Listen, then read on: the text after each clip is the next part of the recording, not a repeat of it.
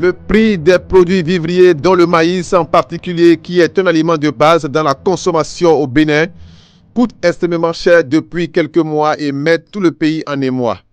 Du fonctionnaire de l'État au privé en passant par le citoyen lambda, tout le monde se plaint de la cherté des produits de première nécessité. Même le piment, cette épice qu'on utilise à faible dose dans la cuisine, connaît une hausse et sur le marché, il se vend dans certaines localités à 2 piments verts pour 100 francs. Une situation rarement sinon jamais connue par le Bénin. Pour beaucoup, cette cherté est à imputer au gouvernement qui aurait augmenté les taxes sur ces produits. Des allégations rejetées par le gouvernement qui a expliqué l'origine de cette hausse du prix du maïs et de certains produits de grande consommation. En effet, le porte-parole du gouvernement et le ministre de l'Agriculture avaient donné les raisons qui justifiaient cette hausse des prix. Et c'est cette cherté qui a justifié la marche des travailleurs le samedi 27 avril 2024, comme le justifie ici l'ancien syndicaliste Pascal Todino. Moi, je vous donne 2 exemples. Moi, je prends le maïs Botoka à 3500 francs. Mais aujourd'hui, c'est à 9500 le maïs. C'est pas la vie chère, ça. Le gari, ça, c'est la substance même de la ration alimentaire de nous qui sommes issus d'ici. Le gari, le tongoro était à 300 francs. Aujourd'hui, c'est à 1200. Et vous dites qu'il n'y a pas la vie chère.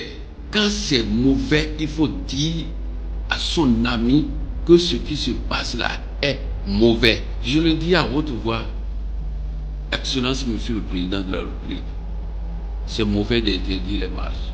Mais en silence, la raison qui occasionne cette hausse des prix se déroulait et se déroule encore au vu et au su des Béninois. Personne n'a voulu croire le gouvernement et pourtant, il avait raison. Le gouvernement avait vu juste. Tous les jours, le pays se vide de ces céréales indispensables à la consommation. Le constat se passe sous nos yeux à la frontière Bénin-Niger. Une sortie à grande échelle des produits vivriers qui ne dit pas son nom.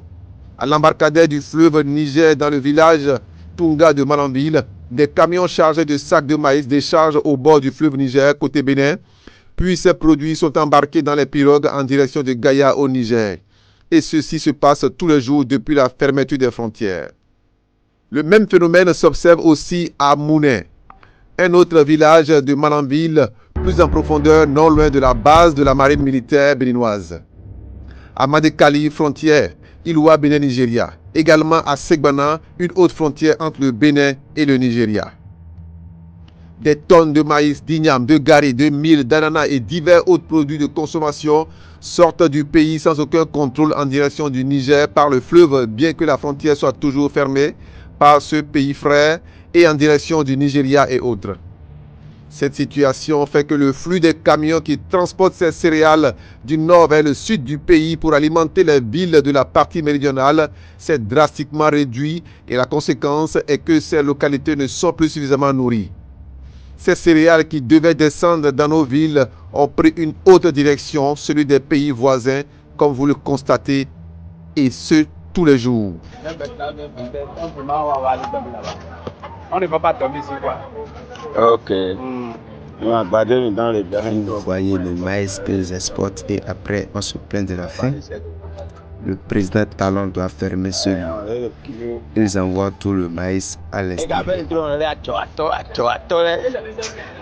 Si autant de maïs et autres produits sortent sans aucun contrôle du pays par le fleuve, comme on le voit, qu'en est-il des autres frontières qui ne sont pas connues? Si ce qui se passe à ces frontières se déroule aussi au niveau d'autres frontières, le Bénin ne pourra pas supporter cette sortie massive de ces céréales et connaîtra forcément une pénurie qui risque d'avoir des conséquences. On comprend maintenant pourquoi le président Patrice Talon voulait barricader les voies non officielles au niveau des frontières. À cette allure, si rien n'est fait, le pays sera vidé avant la saison des récoltes qui est encore bien loin. Il est clair au regard de ce constat que le gouvernement n'est pas la cause de cette cherté des céréales et autres puisqu'il ne fait pas le commerce du maïs. Mais c'est plutôt les commerçants et certains producteurs véreux en quête de plus de profit qui occasionnent cette sortie massive de ces produits du pays. S'il est vrai que le Bénin fait partie de la CEDEAO, de l'UEMOA et autres communautés qui garantissent le libre-échange entre les pays frères de la communauté, il faudra trouver un équilibre pour éviter au peuple béninois un manque criard de ces produits de grande consommation, tout en permettant aux pays frères de bénéficier de la production béninoise. Il faut donc que le gouvernement, même s'il n'est pas à l'origine de cette cherté, prenne des mesures pour garantir la consommation interne du pays avant la nouvelle récolte qui est encore bien loin, sinon dans 5 mois.